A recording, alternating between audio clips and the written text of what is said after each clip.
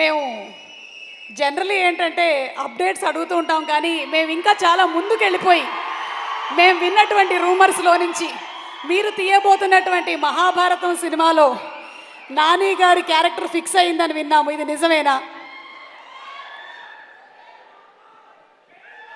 డెఫినెట్గా నాని ఉంటాడన్నది మాత్రం ఫిక్స్. ఏది ఫిక్స్? డెఫినెట్గా నాని ఉంటాడన్నది మాత్రం ఫిక్స్. వా, ఒక మంచి అప్డేట్ ఇచ్చేశారు. మీరే చూశారు కదా, మహాభారతంలో అయితే నాని అయితే క్యాష్ అయితే చేసుకున్నారనమాట. అంటే అఫీషియల్ గేమ్ చెప్పలేదు, కానీ ఒక హిట్ 3లో నిన్న ప్రెస్ మీట్ అయితే జరిగింది, ప్రీ రిలీజ్ ఈవెంట్ అనమాట. దాంట్లో రాజమౌళి గారు అయితే చీఫ్ గెస్ట్గా అయితే రావడం అయితే జరిగింది.